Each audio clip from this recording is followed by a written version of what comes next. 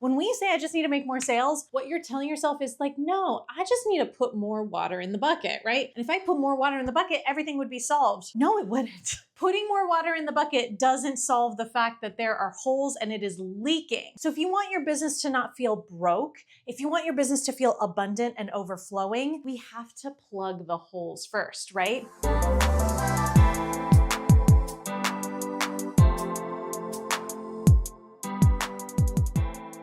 All right, business owners, welcome back. Today we're talking about what to do in your business if your business is always broke, all right? And when I say broke, I mean you don't have money to pay for things, you're going into debt, you don't have money to pay yourself, right?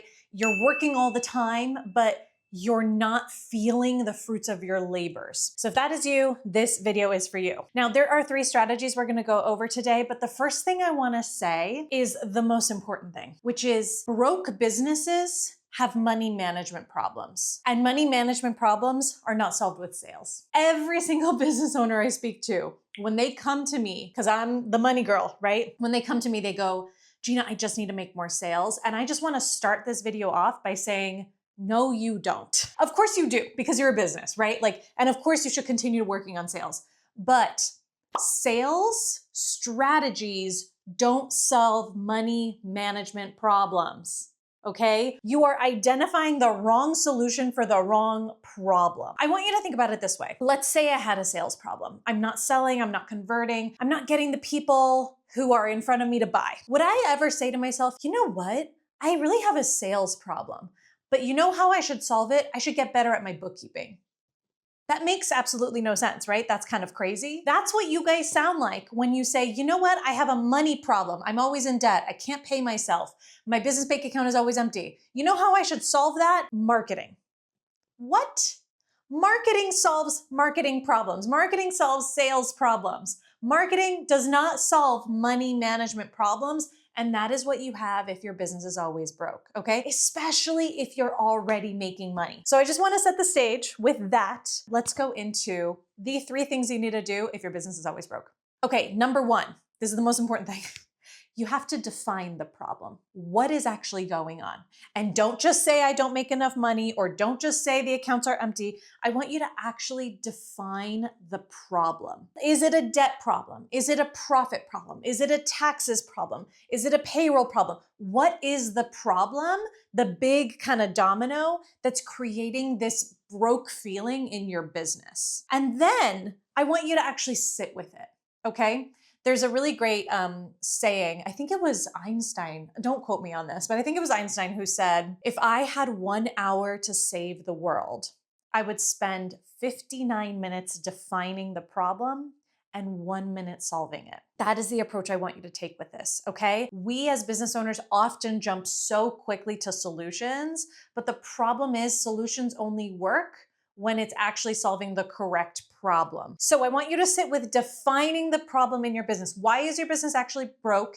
And what portion of the money is not working? And if you don't exactly know why, just start with the symptoms. List out the symptoms. I have to put my own money back into the business every 15th of the month to cover payroll. I always cut my owner's pay because there's never money left in the accounts at the end of the month. I have to order inventory, but I have no cash, so I have to put the inventory on a credit card. And then when I sell the inventory, I have the cash, but then I have to pay off the credit card, but then I have no cash left, and then I have to go back into debt to order new inventory, because if I don't have inventory, I don't have a business. Notice how I'm getting specific, right? I'm not just saying, oh, I'm in debt. Okay, everyone's in debt. Why are you in debt, right? Get specific and get really intimate with the problem. And what I find is very helpful is to just sit down on paper and write out what is happening, like you're explaining it to a neutral third party, right? I'm in debt because da da da da da da da da da. Or I'm never able to pay myself because there's never money left in the account. Even that is helpful, because that will help us start finding clues for what the solution should be. All right, so that's step number 1, define the problem. Step number 2, we're gonna take it a step further. We're gonna ask ourselves, why is this problem happening? Why is this problem happening? And again, for just a minute, I want you to take sales off the table. Although it might be a part of it, I want you to just take sales off the table for a second and ask yourself, why is this problem happening? Okay, so why is it that there's no cash left in the business at the end of the month to pay me? If that's my problem, I don't have money to pay myself. Why is that happening? And what I'm gonna do, what I want you to do is actually sit with, okay, if I were to map out my cash flow on a daily basis, these payments come in on these dates, and these bills go out on these dates, and payroll runs on these dates. And even though I made $30,000 this month in cash, by the end of the month, the reason there's not $5,000 in that account for me to take home money is because payroll ran the day before and wiped out my cash and debt, right? Get actually specific with just what is happening. Describe what is happening. I had a client once who had that very problem. She didn't have money left in the account to pay for herself. So even though she was a W-2 employee of her business, she would run payroll for herself, take the money and put it back in the business, which is wild because she needed that cash to pay her employees and her contractors. So what we did was we sat down and we looked at, okay, every single day, what money is coming in, what money is going out of the bank account, what is the end balance at the end of that? Okay, what money's coming in, what money's going out, what is the end balance for a whole month? And what we found was fascinating because she's like, Gina, I just need to make more money. If I only made $40,000 a month, then this would be solved. But what we found was fascinating. On the first week of the month, like the 1st and the 7th, is when most of her large expenses left the business. Okay, so she would have her payroll for all her contractors, and she had a couple big recurring charges on her credit cards that would come out. So the first week of the month, all the money would leave. And then what we found was that just by happenstance, all of her clients were paying her like the 2nd and 3rd week of the month. So her bank accounts would get really full, right? They would fill up with all these incoming payments. And then we noticed after tracking this for a month that on the last week of the month, she would feel so flush with cash. And she would tell herself, I've already paid all my big expenses this month, and look how much cash I have. So she would spend. She would buy extra things. She would buy courses.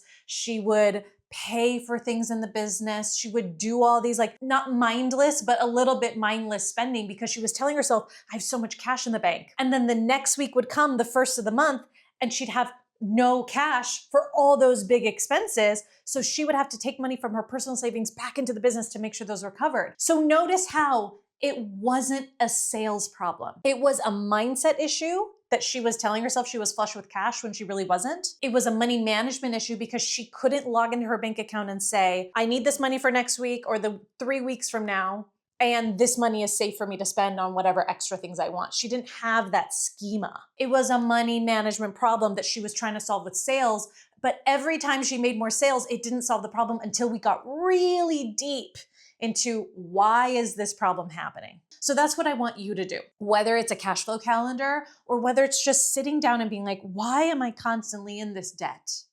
And maybe it's not a nice, clean, solvable answer. I have clients who are in a lot of debt because of COVID 5 years ago. So they were forced to shut down. Their business was profitable and good until then. COVID created this debt that they thought was going to be forgiven. And now the government's come back and said, we're not forgiving it. So now they have to come up with this extra money to pay for these old debts. And it's like that issue, right? But even still, even if it's not like a clearly, oh, this thing would solve it right now, I need you to define the problem and why is this problem happening? So that's number 2. Number 3, you are going to identify the correct solution. Now, this one may be very obvious after you've done steps 1 and 2. It may be like, oh my God, all I have to do is move these payments around and then it's all solved, right? Or it might be, oh, you know what? I just need to take on a couple extra shifts at my shop because I need to lower payroll for a little while to build up a buffer in my business and then that'll be solved. Or maybe it's like, oh, you know what? I thought that, this revenue stream was really profitable in my business, but after sitting here and defining the problem, I'm realizing we're paying more money to our employees to deliver the thing than we're bringing in. Oh, that's a profit problem, right? It may be very obvious after you've sat and really defined this problem, or it may be a little bit opaque. There might not be a clear-cut answer. And I think that's going to be most of you. There's not going to be a very, oh, this is the thing to go do and fix it. And in that case, what you're going to do is ask yourself, what's my best guess for what would solve this? And again, I need you to put sales on the back burner for today. And the reason is because you're always going to be working on sales no matter what. So I need you to ask yourself, if sales were not a lever I could pull, what would be the thing that solves this? What are my best guesses? You may have 5 best guesses. Then what I want you to do is go test them one by one until you see which one solves it. Okay? That is it. Test them one by one. I want to come back to, actually, maybe I'm going to draw on the board. Give me a second. So I want you to imagine that your business is like a bucket, right? And the bucket has holes in it. So it is leaking water left and right. When we say I just need to make more sales, what you're telling yourself is like, no, I just need to put more water in the bucket, right? And if I put more water in the bucket, everything would be solved. No, it wouldn't. Putting more water in the bucket doesn't solve the fact that there are holes and it is leaking. So if you want your business to not feel broke, if you want your business to feel abundant and overflowing, we have to plug the holes first, right? And what will burn you out so quickly as a business owner is not plugging these holes, focusing on filling up more water. But you know what happens when you put more water in a hole with buckets? It leaks. And then you have to keep putting more water in the bucket, right? It becomes a new standard that you have to hit. And if you've ever dealt with an actual leaky bucket, you know at a certain point, yes, you can overflow a bucket with holes in it if the water is coming in fast enough. But again, it's like that becomes your new standard for what you have to do to keep the business running, versus if we just plug up these holes, then you could be putting in the same amount of water you're putting in right now, and it will fill the bucket.